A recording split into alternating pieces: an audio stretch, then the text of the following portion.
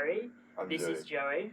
And one more time. And this one is the more first fucking time time. we're Last time recording we're this. leaving. Last time. we're Boom. leaving. Hi guys. Welcome to the third episode. I'm Harry. This is Joey, and this is our guest today, who we're really excited to have here. Sam is an Amazon publishing guru, and he has an Amazon publishing business. Can't wait to hear all about Yeah, it. let's hear what's going Forward on. to it, let's get into it. For anyone that doesn't know, like basically the very first episode, we had someone on called Victor, and Joe was obsessed with calling him Vincent. And we recorded the intro at the end. We had a full 2-hour chat, Yeah. really in depth about what he was doing. And I was like, and on today's show is Vincent. And he was like, and I think we had to do about 3 takes. And then the second episode, we had another guy called Victor, and different guy. Joe was obsessed with making the same mistake. So you've had two Victors in two Victors in a row, and he's not got any of their names right. So, yeah. Sam, I'd be surprised if you got that wrong. Yeah. Although, to be fair, today I picked up my washing from the Didn't it say laundrette, Simon? and it said Simon, yeah. Yeah. And she recognised me, because I went back, and this was my third time I'd been there. Yeah. And she was like, 20,000. She's like, your name's Sam, right? I was like, yeah. I was like, oh, she knows my name. Yeah. And then I come back today, and it turns out she thinks I'm Simon. So. Yeah. 20,000 for laundry. I paid 56,000 today. So I mean, to be fair, it was Yeah. minimal. It wasn't a lot. So. I now have a washing machine. I think you pay more. No. Genuinely. Well, okay, so, for the villa that we've moved into, you can pay the staff to wash your clothes. So, and then I'm like, is dry cleaners cheaper? Or is that going to be more expensive? We haven't negotiated prices, but I'm like, You do well for a wash for less than £1. But yeah. But no, but she'll wash and iron them. And I like the idea of it going through an actual washing machine. yeah, I mean, my success with whites out here is terrible. Anything Oh, white no, just don't. gets, Everything gets yeah. destroyed. Yeah. And I had one where I had a couple of t-shirts. They were like £20 each. So like nothing major, but like £20, £20. Yeah. And they never came back in the wash. When she gave them back to me, and I was like, oh, by the way, 2 of my t-shirts have gone missing. And she was like, oh dear. Like, anything? She was like, sorry. No, I great. had. Customer service did I 101 there. Like, what am I going to do? Did I ever tell you that 6 of my t-shirts went missing on one laundry stop? No. Oh my god! So did I tell you this? So I went to the laundry place and I gave them 12 t-shirts, and I remember each t-shirt it was because I packed it myself. And the next day there was only 6, and I was like, where have the other 6 gone? And they were like, you only gave us 6. And I'm like, I really didn't. And he was like, go home and check. So he convinced me that I was insane. So I went home, checked, nothing there because it's all at the laundry place. Yeah. So someone's wearing very nice t-shirts in Changi. Well, I tell you, there are weird things that go on in Asia and laundries. Having lived here since 2018. When I lived in Vietnam, often my friends, their clothes would come back and they'd have chalk marks on them. Mm-hmm. There's a why is this? Why do my clothes have chalk marks on them? What they were doing is they were copying the design so that they could go and like reproduce them and make. I do kind of rate that though. Yeah. Do you think that's how they do it? Do you think they're like luxury goods service, like like luxury leather cleaner, and they're like breaking it all down, and it's like how do I replicate this stuff all that? Yeah, you never really know, do you? So. But then again, they do say what did they say about what is it? Don't they say designer goods and fake goods are made in the same factory? Probably. How insane is that? It's like okay. Anyway, welcome to the Barley Laundry podcast. As you can see, experts in the laundry game here. We're here to talk all things laundry in Southeast Asia. So today's guest. So today's guest is Sam Barnes. Sam Barnes is not only a good friend, he has a very interesting story and a very unique business, which is a little different to how everyone else says to make money. Do you want to go into that? So yeah, I've had a lot of practice with this. Obviously in Bali, everyone asks what do you do, so I've had to explain it many times. The simplest way to say it is I have a self-publishing business, so that's publishing books, but it's all done through a platform called Amazon KDP. So essentially I'm producing physical books, but I'll only ever produce the online versions of them. So essentially what I'll do is create 2 different PDF files, a book interior, and then also a book front and back cover. You upload both of those to Amazon, set your listings, do your keywords, do your descriptions, all that sort of stuff, set your price, and then it will be listed on Amazon, and then when someone buys it, it will then trigger Amazon to print it, ship it off, deal with all the customer service, and then I'll just take a cut of the sale price. So for a book that I sell at £6.99, I'll at the moment get £2.49, but in the next month, printing costs are going up. So everyone's having a little bit of a panic in the KDP community. But to be honest, I think it's a good thing because higher printing costs means it's harder to get into. And I think at the moment, without going on too much of a tangent, there's a lot of people getting into KDP who think it's just get rich quick scheme. They make these really cheap books that are rubbish, and it just harms the reputation of everybody else. So I think higher printing costs, from what I've seen in my Twitter audience anyway, has put a lot of people off, which is a good thing for me. Yeah. I think ultimately, if you believe in your products that It you make, filters people out. yeah, exactly. It filters And out if you the believe unnecessary. in the books that you make, which I do, you can justify a higher price point, especially when you've already got the reviews, you're already in the algorithm. So people are panicking way too much over it. Again, it's a case of just focus on your own stuff and don't worry too much about that. Obviously, it increases costs. Yeah. But How did you get into? I mean, I wouldn't. It's not something I would ever think Well, of to do for I anyone. was gonna say, I think what's really interesting about your story that viewers would like to hear about is that, like, I'm a writer, and you traditionally think that writers are the people that would want to start a KDP business. Your background is actually in data analytics. it's an eye-opening Oh, it is experience. data. So, Yeah. so I've only had one full-time job. Obviously, did like pot washing in pubs and worked at clothes shops. Whatever. Like a proper British Proper, way of proper. yeah. For anyone go who's not from Britain, that's basically Yeah, the done thing. everyone did it. £6 an hour I was getting for one shift. I did a trial shift once. Again, this is a tangent, but I did a 7-hour trial shift, pot washing. That sounds about right. Yeah, and at the end they gave me a contract. It was for £3.58 an hour, and I was like, because I was 16, I think at the time, so Yeah. there was even lower thing. But Yeah, anyway, I remember that. Yeah, it was like if you were under 21 or something, then they could literally pay you peanuts, and everyone else would get double. I remember. Yeah. I remember I had a job at Lush, and I really had to pretend that I liked bath bombs and I liked go to Lush, and I think that was back when I was like 18, so what's that, 4 years ago? That was like 10. No, I was 17. Yeah, 17, and it was about £10 an hour. That's To good. sell bath bombs. Yeah. I mean, I got like lots of hand problems from like skin rashes and shit from the bath bombs. From having to, you know how like you put bath bombs in every day and they're like, look what I can do. Did you got all the cushy starter jobs? Lush and Apple always paying well. Yeah, I think if you go to a big corporation, yours not too bad. Mine was literally a pub on the side of the road, so they can get away with it. And I went home and I said to my mum, I was like, I mean, £3.50, whatever it was, an hour is not good, but it's more than I had before. So I was like, I'm happy to do it. Mum was like, I will literally pay you to do other stuff, to not work there. She was like, you can just get a job somewhere else, but a lot more than that. Turns out she was right. But yeah, at first initial job, I spent 2 years doing it in data analytics. But how I came into KDP, going back to your original question, I was just at uni, and I've always been very entrepreneurial. I wanted to. Yeah. I've never known what I wanted to do. I've always wanted to build my own business and just have the freedom, more importantly, of anything. Both freedom and also the ability to scale it beyond what you can get in a salary. Cool. So I've always been like looking out for stuff. And it's actually through a friend. So my best friend is kind of very similar mindset. He knew someone who he met at a property investors course. So again, just a group of people who, I'll touch on this later on for sure, people who just want to make some sort of business. I think that's a great place to expose yourself. Anyway, one of those people had made a very cheap online course. By cheap, I mean free. But he'd also had a paid one, which was still very cheap. So we just took that, was like, let's just do this, see what this KDP thing is. Uploading notebooks seems too good to be true. At uni, extra £100 a month, maybe if I can get there, is great. If not, I'd try something. So just did that at uni. Obviously, you have the nights out that everyone's going on. I remember very vividly there was one. It was my second month of making KDP. So in their defence, the books I was making was terrible. They were just like notebooks that I'll send you some pictures actually, so you can put them on screen. Insert. And they were like, they were pre-drinking. I was on my laptop churning out these books, and they were saying, why are you doing all these books? And I was like, because I want to do something with it. But to be fair, rubbish books. But anyway, I continued doing that just throughout, and just kept at it, and eventually just grew and grew and grew.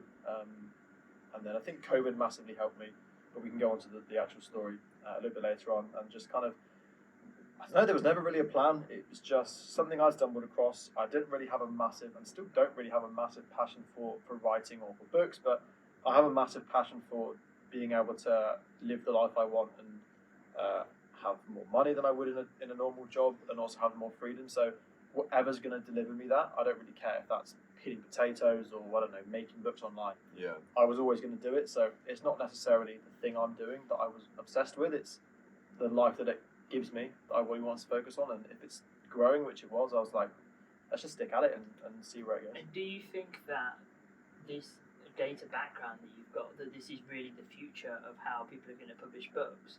Because it's not something that we've traditionally sort of seen in the publishing industry. Yeah. It's Well, more you're a writer, yeah. right? So how it would usually work is that you would get a literary agent, and then the literary agent and the publisher between them would decide what they thought was going to sell and what was viable. And obviously, it's That's pretty the much a stab in the dark. Yeah, that they think they don't know, Uh-huh. and then obviously some sell really well, some don't. It obviously all depends on like the amount of space that is in a bookstore and who goes into that bookstore.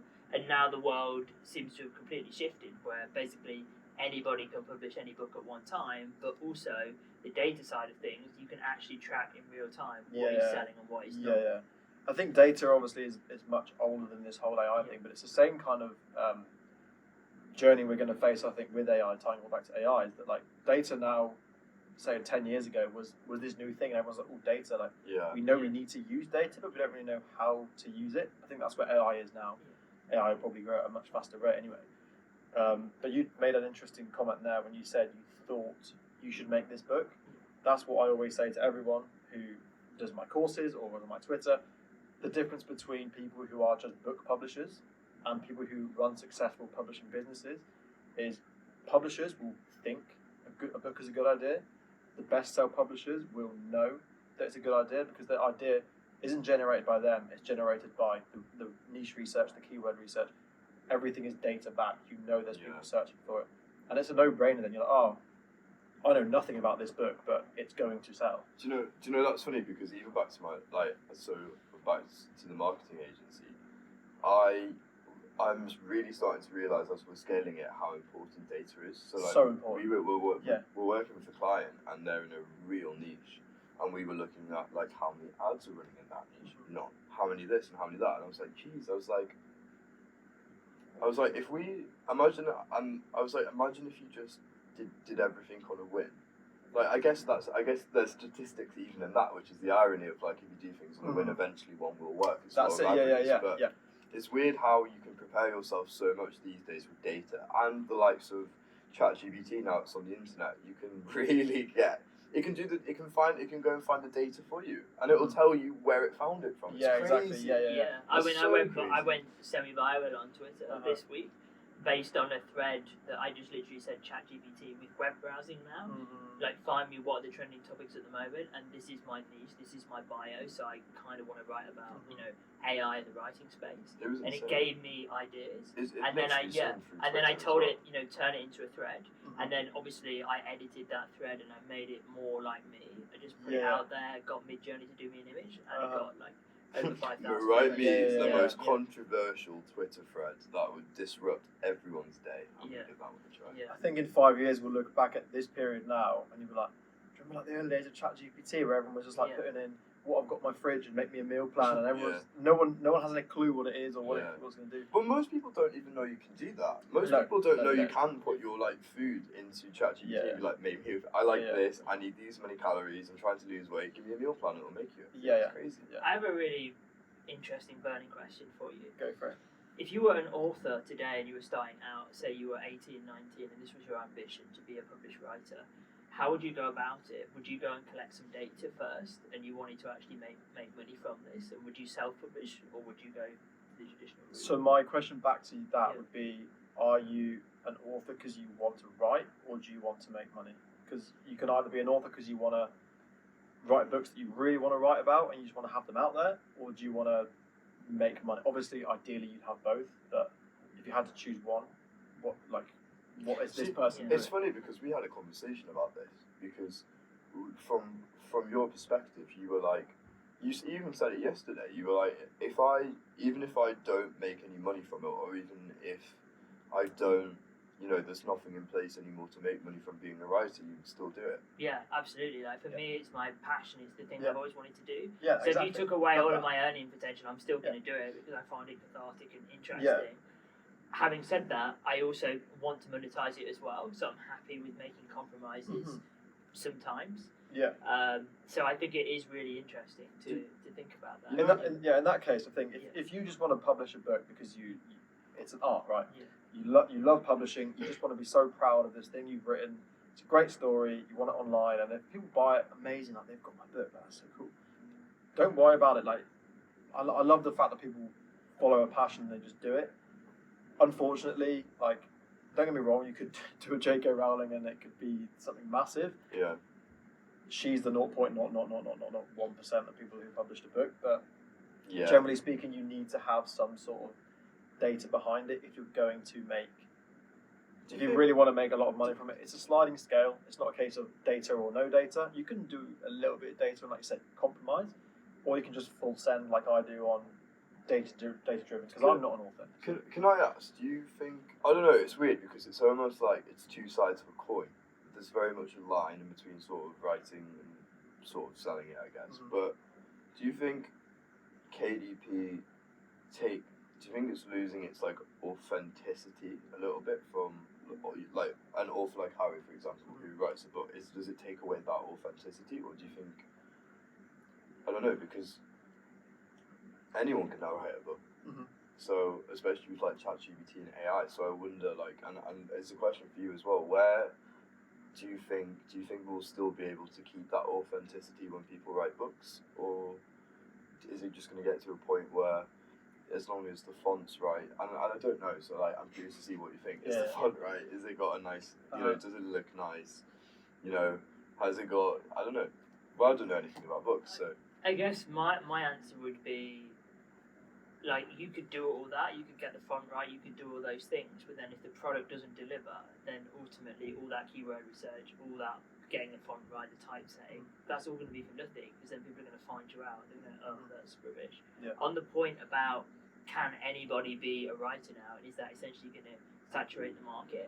Like, I personally am not worried about that. I think it's an exciting thing that everybody can now get their ideas out there and publish them and kind of refine them. Yeah. I think that's a really great thing, and I think that question really invokes two responses. Either people who have that growth mindset, that mindset of abundance, who think that actually the opportunity to anyone to be able to publish a book is a great thing and they welcome that. And I think we should also mention as well, Sam creates lots of different types of books, right? Anything from like colouring books to journals to actual written books, right? Like, and again, that comes back to, I only create a book based on the data. Okay. I would never have a book and then be like, okay, let's find some data to prove this book. That book creation, ironically, comes third in my book creation process. I have to do niche research first, keyword research first, and then I worry about the book, which is kind of backwards, and it's the opposite to what you might be doing as an actual publisher. But that's just how I always say Amazon KDP it's a game, just like YouTube's a game. Like the biggest YouTubers, I mean, nowadays their production quality is massive, but going viral on YouTube, like you have a cat compilation, is it the best production value? Absolutely not. It's terrible compared to people who spend thousands and thousands on a video, but it has the clickbait thumbnail and the titles there, and like they just play the game a bit better. Is the quality of the video better? Absolutely not. But it plays the game, and that's why it's gone viral and not the other. And it's the same. Unfortunately, it's the same with Instagram. I think nowadays you either have to get it or you don't, and I think that's decided. For sure. Yeah, that's very much. Here's a question for you. Do you think Amazon is the future of publishing, or do you think it's going to be more people publishing their own books on Etsy and taking 100% of the profit? Can I add on to that? Go for it. Do you think Amazon is the future? I'll answer your question first. In terms of self-publishing, I think Amazon at the moment have an unbelievable offer for publishers, but they need to be very, very careful with what they do, because a lot of people are being banned for stuff they haven't done. So duplicate accounts that I know, because obviously I have a Twitter following. People message me all the time saying, oh, my account's been closed for this reason. And some of them are justified. They have copyright books, this, that, and the other. I've spoken to loads of people who have been doing it for 3 or 4 years, And I saw one on a Facebook group the other day, and she was saying she had 2 accounts, or she was claimed to have 2 accounts, and it got shut down. And it seems like Amazon are getting a lot of these things wrong, because I think it's algorithm driven. So it's not not a person being like, oh, they have 2 accounts, we'll close them down. It's the algorithm like, oh, I think these have 2 accounts. Do you know what's crazy? Amazon, like, even when I did FBA, like, Amazon just comes across like a very humanless service. Yeah, this is it. Yeah, you know what I mean. It's like the only humans I can think of that work for Amazon are the ones that are in the warehouse fulfilling everyone's order. And I'm like, that's the only. And I'm like, because the back end system's outdated, the front end system's outdated. It's all a bit 2006 made to look a bit 2023. It's all a bit much. And there was a big cull. Anyone in the KDP industry would know, towards the back end of 2022, September to December sort of time, so many people lost their accounts, and they were I can't speak for everyone, but some of them were justified, some of them weren't justified. And just go back into your question, is Amazon needs to be very careful, because they're pissing a lot of people off, and at the moment they're the only ones who provide the service. The minute someone else comes along, everyone is going to jump ship to that, because that's great being on Amazon. You have the biggest e-commerce platform, but their customer service, and like you say, people with FBA will say the same, is amazing if you're a customer. If you're someone who's creating stuff for the platform, useless. You can't get through some. I think that's going to be their big downfall for self-publishing. Let's break this down. So Amazon FBA is something called Fulfilled by Amazon. So essentially, you can sell a product on Amazon. You send it to an Amazon warehouse, and then when someone buys on your account, Amazon will send it to you. I think that's the best way to describe FBA. And KDP is Kindle Direct Publishing. So rather than importing anything from, say, China or somewhere else, the publisher will create the book, and then you just make an online version, like I say, and it's then printed on demand. So again, you don't necessarily have to touch the product if you don't want to. But it's a different way of doing that kind of. And it's really cool, really, because essentially you just need to upload a PDF for the front and back cover, right? And that's it. And KDP in itself, from a publishing and a writing perspective, really transformed the industry, because previously how the publishing industry would work was you would sign a contract with a publisher that was usually negotiated with a literary agent, and then you would have a print run. So again, the publisher would decide how successful they thought this book was going to be, and they printed a set number of copies based on that thinking. And it wasn't backed by data generally. It was basically like a kind of a hunch. And then your advance would be based on the number of copies that were printed and whether they thought they could make that money back. And what KDP did with Amazon is basically allow print on demand. So a publisher didn't have to take that risk anymore. They didn't have to actually print those physical copies. They could just have it as print on demand, and then if somebody orders it, they order it, and that is fulfilled by Amazon, and Amazon kind of takes that.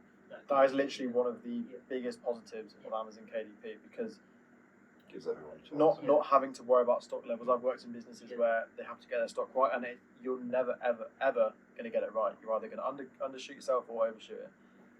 Me, I get it right 100% of the time, because I don't have to make that decision. It's only made once it's bought. And I actually remember a conversation with a YouTuber. He was in a gym that I used to go to. You know the channel TGF, 2 guys. I think they got like over 5 million subs, and they have their own merch company. And he was saying like their biggest problem is they know their audience super well and they've done stuff before, but they can never ever get their stock right. And I just looked at people like that, like, oh, you're super successful, you must know that stock game in and out, like, must be fine. And he was amazed that like I didn't ever have to worry about that, and I would technically get it right 100% but it gives you so much more like leg in the game. Like for example, like even if you like take that formula and put it into a different sort of example, Victor with Psychic AI gives people the chance to now trial and error as many websites as they want until they get it right.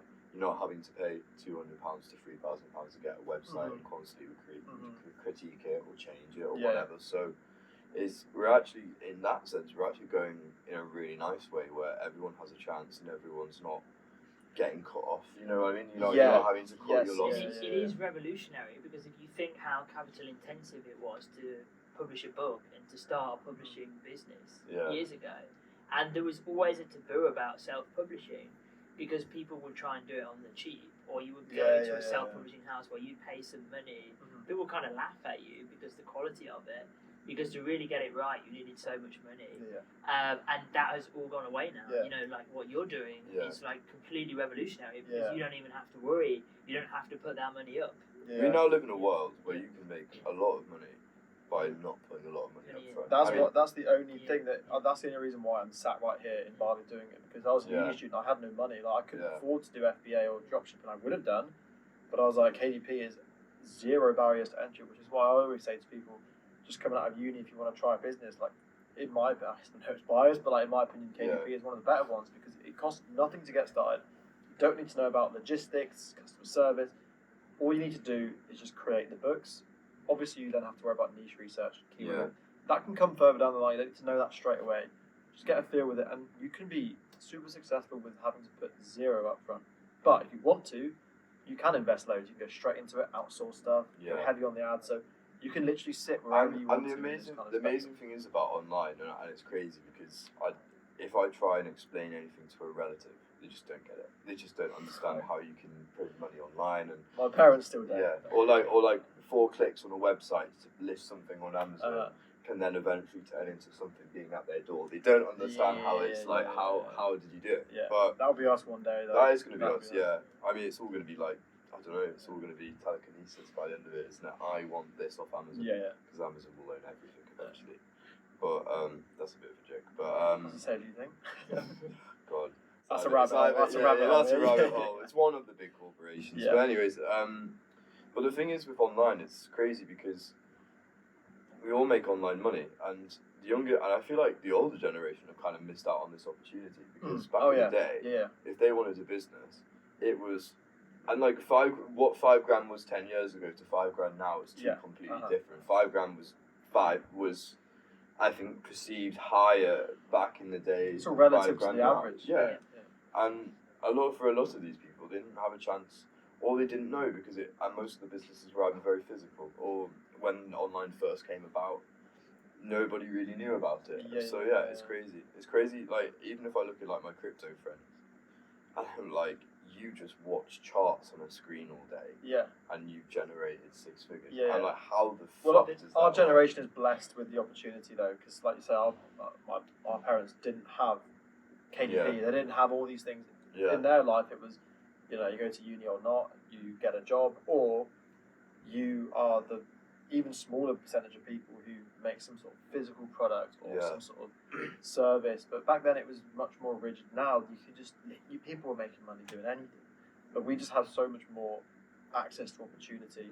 I think their generation probably would have been the same if they had the same. And do you know what? Something I've really honed in on recently. I think we talk about a lot. We do talk about a lot of stuff, but it's crazy because we've been going to like Luke Belmar's events and we've been meeting other entrepreneurs and stuff, and it makes you realise it's like online money is easy when you've got a community of people around you doing everything online, and you've got that support network to help you grow your business and to help you become the person you want to be. And it made me realise that we're so, I don't know, let's say trained to believe as a kid that everyone's out to get you, or you have to do your own thing, or you have to go to uni and then you have to go to a job you don't like with people you don't like either. And whereas now it's like actually like you can go into a community of people in AI, you can go into a community of people in e-commerce. There's so much you can do, and I think I've realised I'm like, if I actually build a community of people around me doing serious things, not only will I make a lot of money, everyone will make a lot of money, and that's one of the realizations I had the other day. We've been talking about it. I think it really is the mindset. For me, when I was growing up, a lot of people were very close-minded, and like you said, a lot of people gatekeeps their information and didn't share it, and would say things like, money doesn't grow on trees. When you think about it, that's a completely ridiculous thing to say. It literally does, because there's an infinite amount of money. Like, it's everywhere. You just have to find a way to get it, and people literally print more money. That's kind of the way it works. So absolutely. Absolutely. So having that abundance mindset and that feeling like actually everybody is there to help you if you find the right people, if you find your community. So I guess for you, I kind of wonder, like, how was it at university? You're talking about everybody going out and drinking.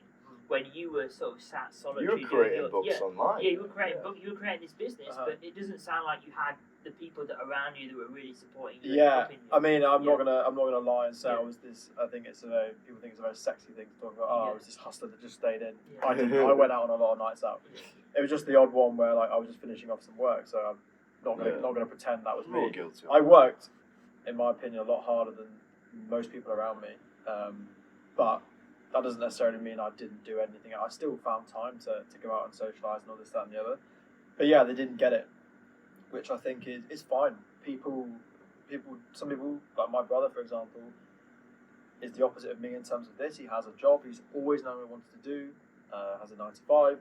I would consider I'd hate that, but he absolutely loves it, and I wish I was like him, and I wish I could love that too.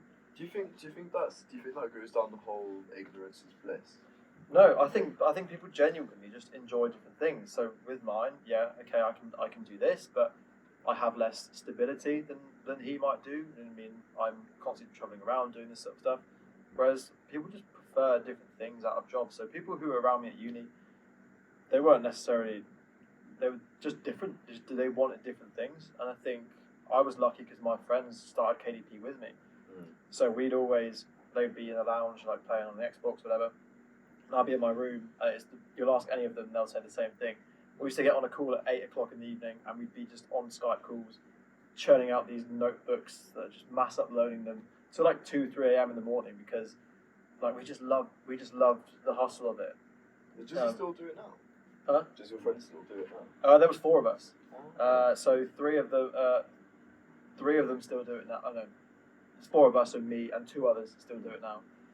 So we were all just in there, and I think that massively helped me. We've always said none of us would have ever done it if we weren't all doing it. If it was just me on my own, I would have just been like, oh, it's probably not going to go anywhere, whatever. Mm-hmm. Because everyone's doing it, you're like, oh, I kind of want to go back to that community. Yeah. I want to be part of this and everything. So I think if it was just me, honestly speaking, I think I probably would have quit. But because of the people around you were doing it, and I think that's a huge piece of advice to anyone having done it, is you're in such a good position without even realising it. If you just plop yourself around people who are doing stuff that you want to be doing, and they'll literally carry you through. And it's a very open, welcome space.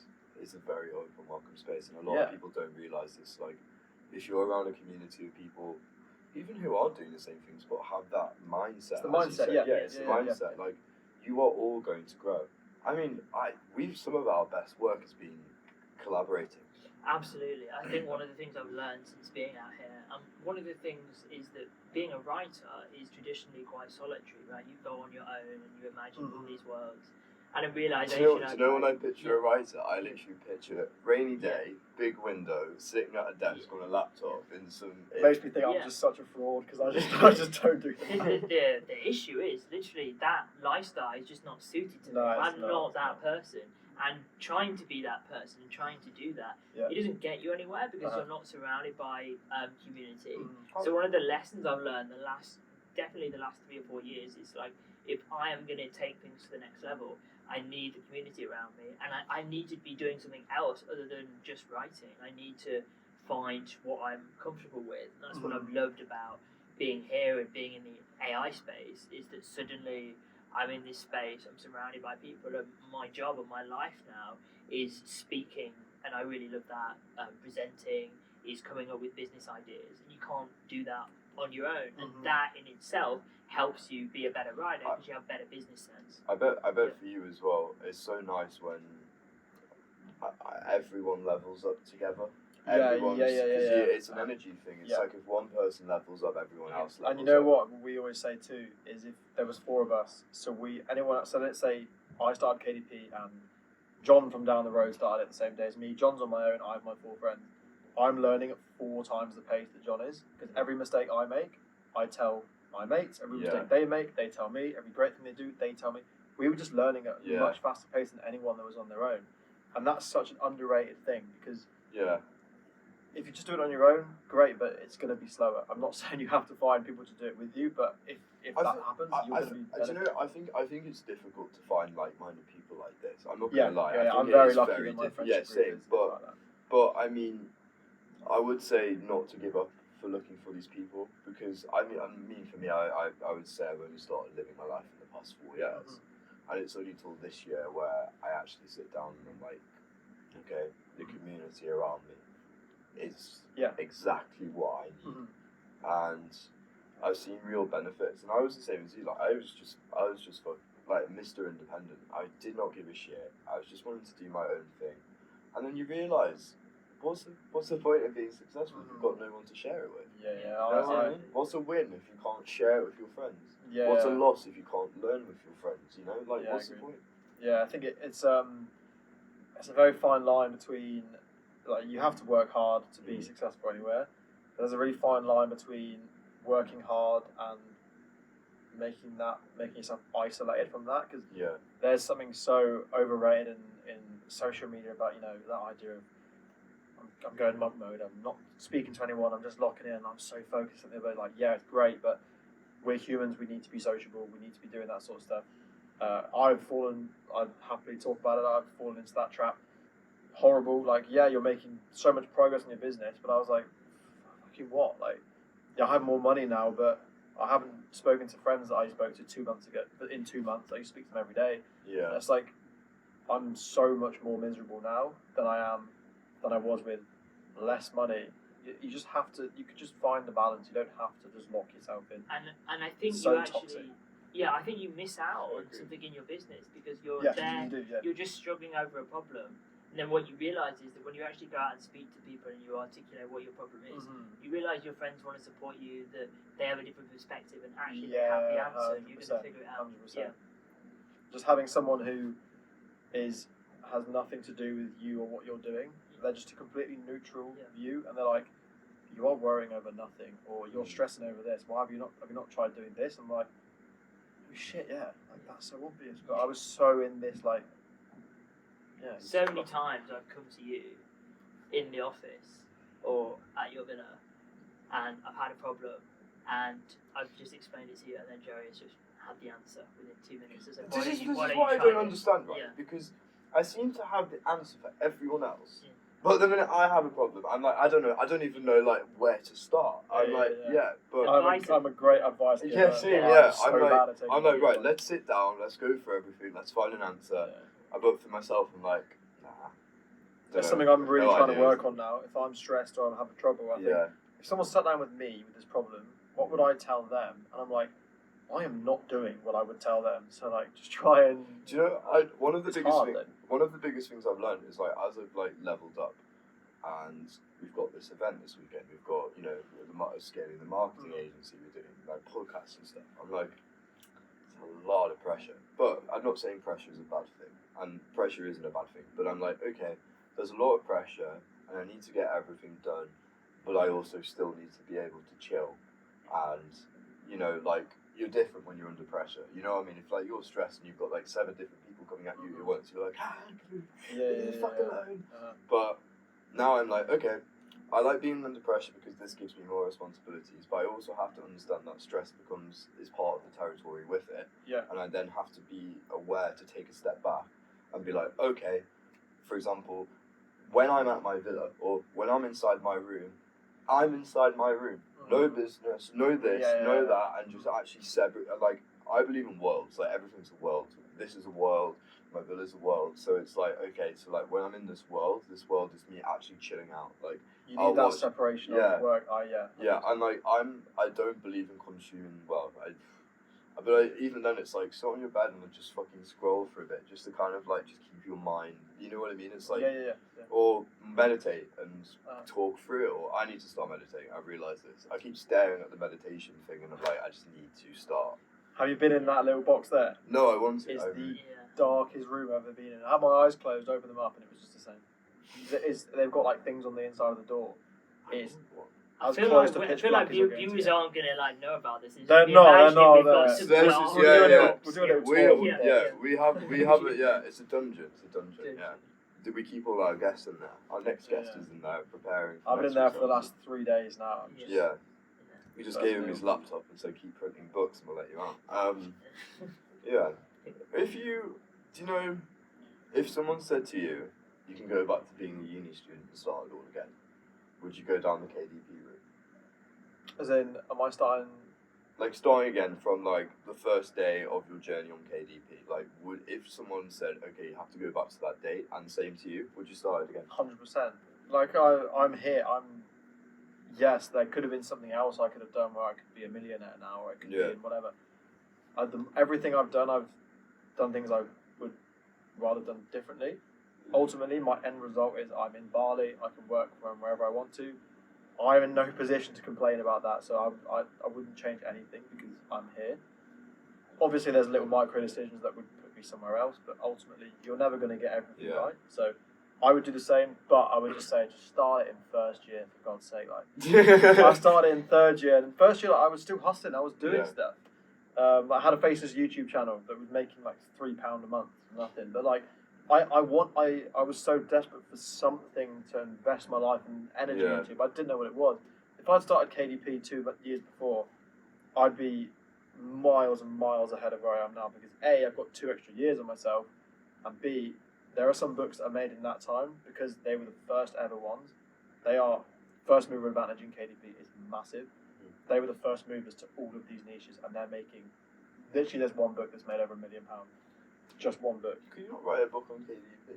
People have. Yeah. One thing someone's done is made a book on. The book title is Amazon Customer Service. Mm-hmm. So when anyone ever types into Google Amazon Customer Service, this comes up, and I was like, that is so smart. But like, their reviews are terrible because everyone's like, I know what you're trying to do, but I kind of rate the hustle. It's a hustle. It is a hustle. But I would love to know what's in the book.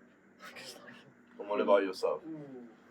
I think if I had my time again, I would absolutely be a writer. I feel like it's in my DNA. It's the thing I've always wanted to do. I think it's who you are. Like, I think it's just very much your identity. Yeah. Really. However, I wasn't surrounded by the right people at the time who were advising me wrong. Who now I look back on, who just weren't the right fit for me. In what way? They were kind of, I suppose, jealous, or they weren't going to support me. There was a lot of like adults, like people who were supposedly creative writing teachers, who you would think would actually want to give you honest feedback, which is what I was looking at. They'd ignore me. They wouldn't have the time of day for you, or they'd feel a bit awkward about it. I think maybe because they weren't successful, or they'd never written a novel, and so then it sort of put maybe a bit of shade on them. And so I don't think the education system was really the right place for me to go. I think, like you say, I don't want to knock it too much, but I think that's if I was going to do the 9 to 5 route, which is kind of what I thought I would do. I thought I'd do a 9 to 5 and then I'd be writing my books in the evening, and eventually that would come. If I had my time again, I don't think I would be so invested in going to university. I think I would just go travelling, and I would have met more entrepreneurial people, and I would have come to the realisation that actually I'm as much of a business person and an entrepreneur and a speaker as I am a writer. So that's what I would say to that. Yeah. Okay. Would you? So the people who gave you advice were the teachers. Yeah. Right? Yeah. Exactly. What was your dream at that point? My dream was like I wanted to have my book published, and I knew that to get there I would need feedback and critique on my writing. So sometimes I wanted them to help me, and they either just didn't bother looking at it. They sort of didn't really point me in the direction, and part of that might have been just the fact that they didn't know, right? They had not been successful in publishing. That's what I was going to say. Yeah. So exactly, they weren't the right people to advise me, and I kind of thought that they were. Take advice from a teacher, and they'll tell you how to be a teacher. Right? And it's just like if I come to that realization earlier, I would have maybe tried harder to find the better connections, and I don't think I had access to that. And it's really since I've gone travelling that I've met other people who are more open-minded and who are kind of working online, that I've been able to start to build that community to give me the advice about where I need to be. And really, I think at that time in my life, I just wasn't being advised well. And I wish that I'd made a better effort to get out of that, because academia was not the place for somebody who, like you say, wanted still to be writing, but it's still a very different form of writing. Yeah. Because if I go to, it's just like me and you. Just to compare me and you, for example, my best-selling book will be so much worse quality than books that you write. I don't mind admitting that. It's not about writing the best book. So it depends who you go to. If I go to a teacher at the start and they're like, read Yeah. my book, they're gonna be like, this is terrible, and they're right. Like, it's terrible from a teacher's perspective. But I don't want to be a teacher, if that makes sense. So like, I guess it all depends who you take advice from, and I agree. I mean, yours is an interesting one because you don't want to be a teacher, but they are good to get feedback on. You're writing a book at the end of the day, like they do know writing, so like, I don't think it's a bad thing to have got their advice, really. Well, I think there's truly no one else like you, and that's what's weird about being a writer. And I guess it's the same about entrepreneurship, right? It's like no one knows how you think and how you write and the styles that you write and what brings you to this. Because essentially, it's like what's crazy about being a writer is it's like you're just getting everything out of your head onto a book, and you're making it make sense. And I'm like, if I tried to do that in a writing capacity, I would not get past the fourth sentence. I think what... Literally, I'd be like, I have no idea. But it's really Lucy walked down the street. It's really interesting. I love the fact that you're on this podcast and you've done so well in KDP. Because I think what I was looking for at that time was like how more business sense. Like, how do I write a book that's going to be more commercial, that's going to sell, so I can earn a living off it. And the publishing industry is the most frustrating industry because you have how it used to work and how, obviously it's shifting, is you had the publishing house and they were closed to unsolicited submissions. So beneath them you had the literary agents who would then sell your work to the publishing house and take a commission from it. You would have to write your entire book, spend years on it, 2 years writing it, polishing it, getting it ready. You would send it out to them. When I first started submitting, you have to send it to them in the post because they wouldn't accept email submissions. They didn't want to read on the screen. So you'd have to go have a stack, send it all out, and you'd have to put a stamped, addressed envelope in there because they wouldn't email you. They just made it. What a bunch of wankers. And they would, and you never got, and rarely did I ever get any feedback from them. I just get a standard letter back saying, thanks for your submission, but we're rejecting it. Apart from like a handful of times where it was really, really valuable feedback in like a sentence out of like hundreds. But the person who must open these letters must wish they were brain dead by like the. If you're just getting paid to read, eventually you're going to be like, what I think is really great about the world now is that they were the gatekeepers. And I think for so long, or for so many people, everyone's like, I want to get published. This is my goal, because then you get in the bookstores and you have that kudos, that status. And that was me chasing that dream. Yeah. And I got it in the end. I got a publisher to pick it up, to have the contract with them, and I didn't have to put anything up front. But now I look at the world. Book, by the way. Yeah, the talk show. Yeah, there we go. But no, I'm just doing this for insert photo here. Yeah. There we go.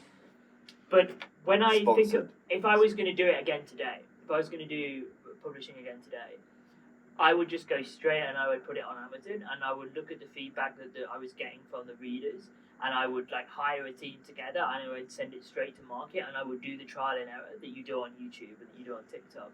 And I think that's so much more valuable, and that didn't exist in the past. So people weren't really fulfilling their potential because somebody in an office somewhere was just saying, no, you're not going to get in. So is your plan to put it on Amazon now? My plan, I think, going forward is to do self-publishing, to use AI. But do you know what? You actually made a really good point, because instead of waiting for a publishing house to say yes and having to be in that energy, you could, and this is where entrepreneurship comes in. You could literally just make something that brings enough cash flow for you to then hire your own team. And this is entrepreneurship. It's like for me, it's like to get to my end goal, I'm like, okay, I just need to make cash flow to then do this, to then do that, to then do that. That's what it is, And like now, people can do that. And it's easier than ever. That's what KDP is. Like, I'm not an author. Like, this is the difficult one when you speak to people. Just to clarify, when you first meet them, it's like, oh my god, you must be an author. Do you write your books? I'm like, no, I don't write any of them. Like, it's more, I operate mine more as a business than I do as a publisher. Like, as I said, right back at the start, there's a difference between the two. Like, you don't, these days now, with how easy it is to outsource stuff, like, you can just, if you just have the money, you can invest into someone to do the work for you. Obviously, in my case, I didn't have that at the start, so I had to do some work. The solution was, don't write novels, make book for kids, things that I can actually make and software like Canva, which has opened so many doors for so many industries. Yeah. I just use Canva. That built me up enough cash flow to the point where, okay, now I can reinvest this back into my business. Yeah. And then it becomes a business now rather than me doing any of the actual writing. But it's a step-by-step thing. And I think that's the difference between, that's what KDP has brought to the table versus I would have gone nowhere with that traditional route of publishing because I can't write. So, as we are technically an AI show, well, are we? Did we ever announce that? I think we're just innovation. Yeah. Yeah, it's just innovation. Just innovators and AI is Innovation / AI / entrepreneurship / red pill / real talk. Not too much red pill. Yeah. I've had enough of that, honestly. I don't even know what that means, to be honest. It's like the whole escaping the matrix, everyone's an NPC, blah blah blah. But anyways, always got to mention the NPC. Every time without fail, we've managed to subconsciously talk about NPCs. So yeah, it was my turn today. My question for you is: do you use AI in your current business model, or do you use it for day-to-day life? And do you think AI is going to be a great tool within this industry? I use it for both business and life. Business-wise, I think there's a massive preconception with KDP.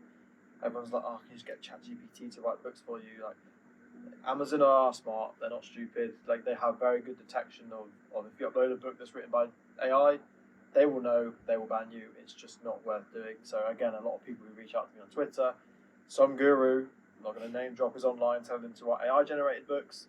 They get banned. They come to me saying, "Oh, my account's been banned." I'm like, well, that's what happens when you create AI books. So it's been proven that AI is not the answer to writing books. The difference between someone like that and how I use it is you leverage AI, you don't just use it. So for example, if I wanted to have a book outline, I go to ChatGPT, obviously there's loads of different prompts you can use. I'll go to ChatGPT and basically say, I want to make a book in this niche. What are the current offerings available? What do they include? Bosh, bosh, bosh, here's a rough outline. And then you can also go back and say, okay, well, look at those books too. What are their reviews saying? What are the good things about the reviews, bad things? And it says, okay, well, these are all the bad things that these books are missing out on. Then you can put all these things together into your own outline and then send that outline to a ghostwriter who then writes your book. None of it is AI-generated content, but I've used the stuff behind the content is AI, if that makes sense. Yeah, so it's like you on steroids, basically. Basically. You're using, And that's what AI is all about. It's like AI is not my answer. AI helps me find the answer. It's a time saver. It's all stuff I could find out myself if I manually went into Amazon and looked through all these things, write this down. Which would have took you weeks, if not months. But that's it, yeah. But I think people should use AI, especially in KDP, because you will get banned. Just use AI for things that are easy tasks, so it's not high skill to go into an Amazon book and look at the chapters. But it's a time-consuming one, so I try and use AI for low value-added tasks that take a long time to do. That's basically, if it doesn't fit under that, I probably won't use it because there's a reason why things get banned. If you've got the whole outline for the book, I mean, do you agree with Amazon's policy that they should just outlaw AI? Because could AI, like for instance, like flesh out your outline and then you just check it afterwards? Check it. Like presumably you could do that and put it out there, and people would still get a lot of value from that book if you give it the right prompts. I think I'm glad Amazon are quite hot on the AI stuff because a lot of people wouldn't check; they just upload it and be like, "Oh, that must be facts." So much misinformation, and also people. It's not the same when AI is not there yet. It's not going to be able to write like a human. There's some things that we understand, like emotion and certain, especially English, the language.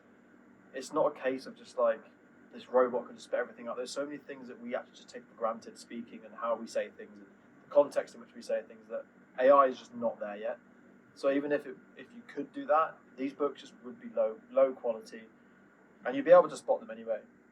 From a selfish perspective, like if everyone's just going to come in and use AI, then like I have no business then, right? Because I'm just the same as everybody else. So from a selfish point of view, I hope not. But even from a logical point of view, I'm just not there yet. It's just not there. It may be in the future, but I think we're also on the broader topic. Like I don't want AI to take over everything because I think it's.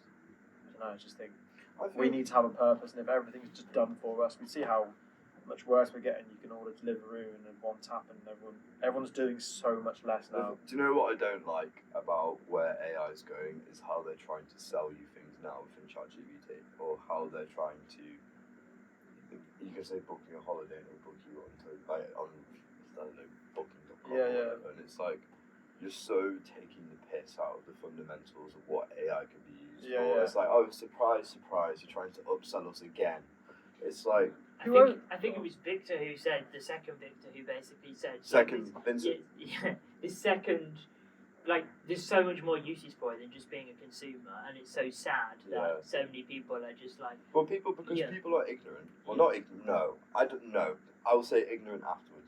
People are either naive or ignorant to AI, and they refuse to use it, and they're the ones that are going to be the consumers. Whereas if you understand a little bit about AI and learn and join a community, read some forums, you'll figure out very quickly what you can get AI to do for you. You know what I mean? Like the software now for landing pages. Yes, it's like now you can build a landing page in 60 seconds. There's software to help you be more efficient, to write summaries. There's software to do everything, and it's like, if you're not willing to, or if you haven't had the space yet to learn about this, you're just going to be one of these people where a company is going to use it to sell it to you. But I also think that's quite a nice place to be in, because you're falling behind in the business sense, but like ignorance is bliss in that sense. Like all these things about AI, like for me, I'm like, am I utilising AI enough? It's just the one thing to stress about. If you're not using it, like you're just not worried about it. You can still go and do whatever you're doing anyway. Like I don't know. I think there's definitely kind of jealous of people who just fine with it. I would disagree, because there's so many things you can use ChatGPT for now. Like, I mean, I don't know about you, but like I've seen kids like use ChatGPT to write breakup messages to their partners, and I think that's so funny. But what a terrible world that is. I know it is terrible. It's funny, but there's also like if I have an argument, not an argument, but like if I'm trying to get out what I want out of my head and I'm struggling to do it, which happens quite a lot when I'm writing a message. Yeah. I'll literally type everything I want to say into ChatGPT and just be like, please make it better. Yeah, but you're a human though. Like the last thing if you were sending that message to me, I don't want a perfect message. Like it's not the perfect message. It's like, I don't know. It's like maybe it's just my upbringing, but like I have to be very careful about how I can convey what I want to say to people. Let's put it this way, right? Humans are very emotional, as you put it out, which can sometimes be a good thing. But then that can also make us very irrational when sometimes a rational response is needed. Yeah. So I suppose you can sort of outsource that to ChatGPT now. I think that's such a terrible world to live in. I couldn't disagree more. I think that's what makes people human. Like if everyone's just walking around like never making mistakes, and again, if you don't make mistakes, you also don't learn. That's just a small part of it. But like, as much as I don't want to fuck up, like you're always going to fuck up. And the minute I'm going to ChatGPT to ask me how I'm going to speak to someone about a certain subject, like, no.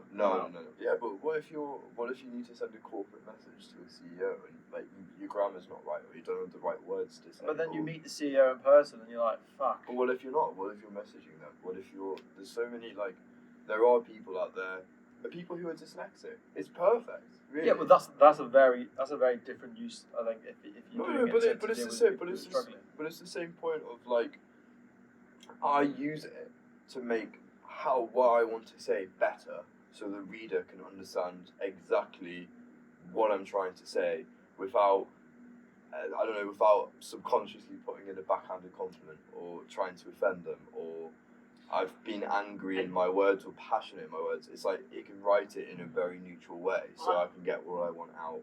And the way I would phrase it, the way I think about it, is that I am the decision maker because I'm a human. Any information I can get to make the best decision. So I'm just asking for advice. I'm just asking this AI, okay, I have this situation. Here's all the context of it.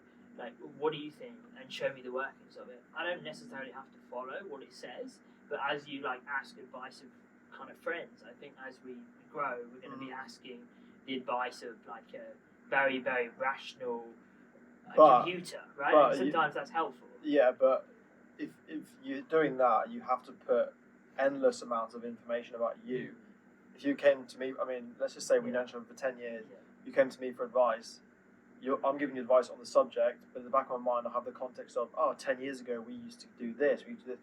I know so much more about you that you wouldn't even describe to ChatGPT. Yeah, but you wouldn't.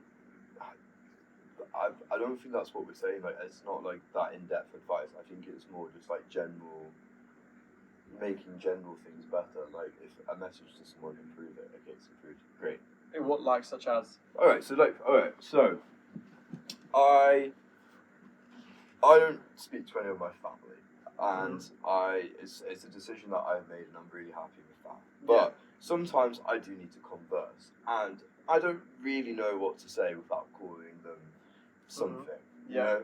So what I will do is, or I run at the risk of offending them or starting an argument, and that's kind of like where it stems from. And I'm like, rather than going through the stress of figuring out what to say in a way that doesn't upset them or gives me an opportunity to actually say what I want to say, I would rather type everything I want to say into ChatGPT and be like, make a message so fucking tight that nothing can come from this.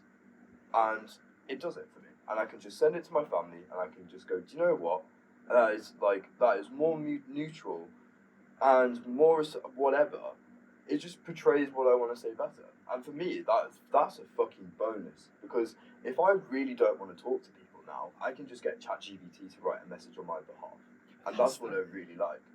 Well, no, but I'm at a point now where it's like, I've got my community, I've got my friends, I've got the people that make me feel great. People that don't make me feel great, I'll get ChatGPT to automate a message to them. But why are you messaging them in the first place? No, it's like if they're messaging me, or like if I have to. But I think that's maybe the point Sam's trying to make is like actually maybe silence is better, and actually if you feel like it's going to cause you such negative emotions anyway, like why do you need ChatGPT? Why not just ignore it? I do get what you're saying, because ideally you want to send something and I from my perspective might send something and I might piss them off, and then that gives me more backlash, whereas you wouldn't have received that backlash. I get that, but just the way I would rather have my life going, I would much rather just have that. That's just me. That's your response to me. This is just how it is. I understand why you want it to be more efficient. I do get that, but I couldn't think of anything worse in my life going to this robot. That's step one. What the hell is it? Once you do that, then what else are you going to do? Like, it's a slippery slope. Before you get addicted to it, and then, oh my god, that did well with this message to this person. So, you know what? I'm going to go one step further. I don't need to be 100% correct with this, but like, it'd be good to be better. Yeah. Send that, and then all of a sudden you're slowly making your way down here. And before you know it, I don't know. I could be wrong. Maybe I'm just a boomer, but like, I would just much rather, when it comes to conversations and speaking to people, I do not want a robot to be telling me. No. Like, I totally agree, and it's only maybe one or two people in my life that I'll use ChatGPT for, but it won't go any further than that. Like, again, it's all situational. Yeah, absolutely, but it's like, oh my god, like, if my friend, like, I couldn't send this message through ChatGPT to my friends, because they'd be like, well, who the fuck are you? Like, they're like, whereas, and I think when you use it, you can tell, I'm starting to learn ChatGPT's writing style now. And I'm like, whenever I would, like, read something, I'm like, I think AI did that. You know what I mean? And I think we are becoming a bit more aware of it. But, I think it's very difficult to have a blanket statement, because, like, you saying to you're messaging a family member, whatever. Yeah. I think it's very different to sending something to someone in the workplace. Like, you can maybe have a draft and be like, oh, okay, here's this email. There's some words in here that could be a bit more professional. It comes back. It's just a quick way of using a thesaurus, right? Yeah. I don't think our conversation. It's like but that's what it is. It is. It's literally just taking a dictionary and a thesaurus. It's like, but that's structure it. I can understand why someone would do that, but that is a different use case to a friend or a family member. It's a very blanket statement we're trying to say here. Yeah. I guess I understand there are some uses for it. For me, I personally, Yeah.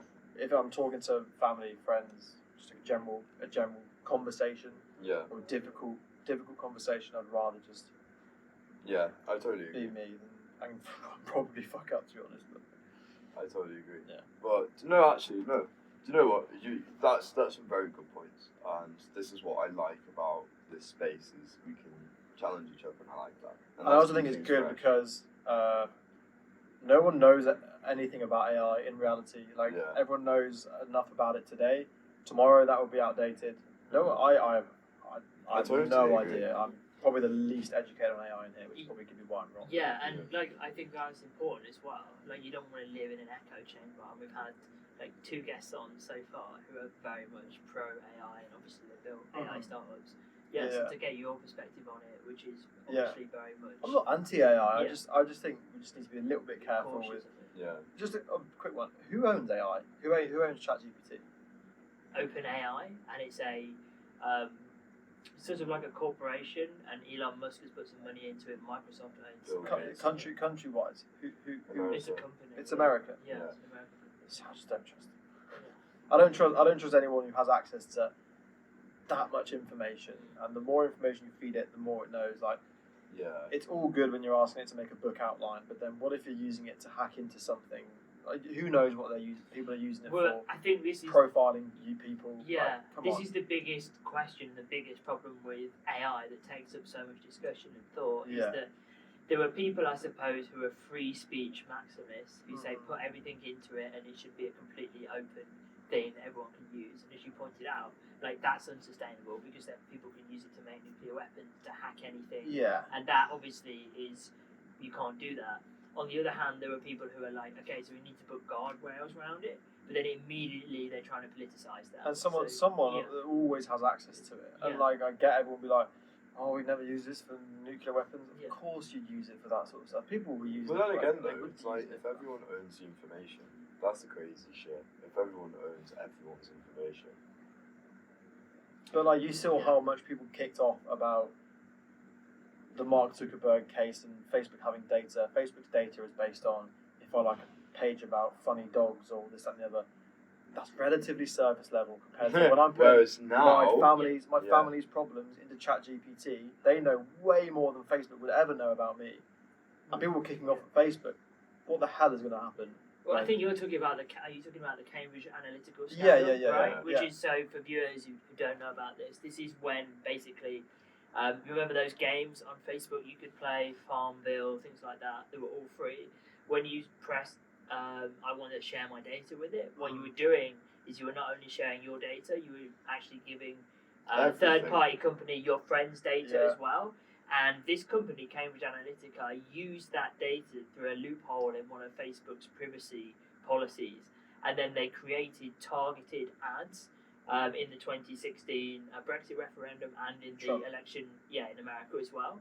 So if you were a really paranoid person, you would receive really paranoid kind of pro-Brexit. It was the swing. It was the swing voters. Yeah, right? exactly. People who were like, "Oh, we could."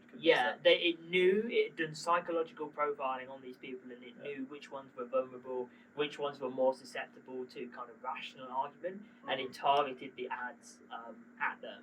So on one level, it's really smart. On another, it's really scary. I don't mean to be funny, but if they're doing that and they got caught out, and they're just a small company in England. The fuck is what the government's doing. Exactly. I mean, don't want to go into that. But so like, let's not go into that. But it's true. But like, I think that's why I would never want to share issues I'm having with a relationship or with a family member. Like, you've no idea who's seeing that, and then they're profiling that. That is a lot of personal information they know about me. God has nothing to do with it. I don't know. Maybe you're going to sell me something, but like, I don't know. I think it's just a very, very dangerous world when just think of that's just us three in a room. How many people are putting stuff into every single day?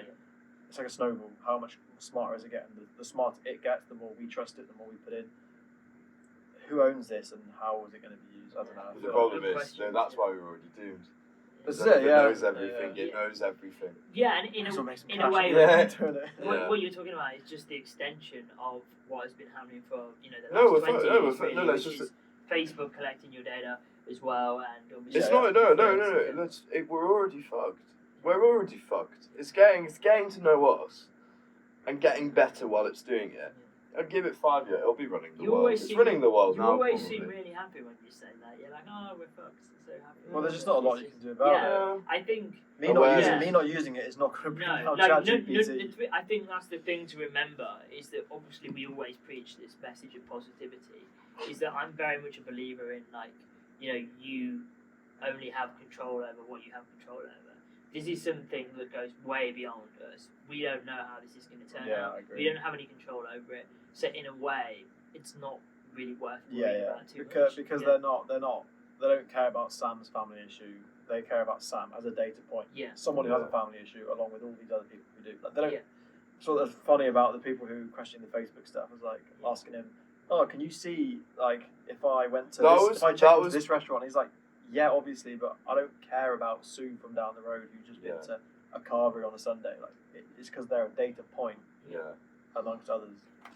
Thank you so much for coming on to the show. It's been for having me.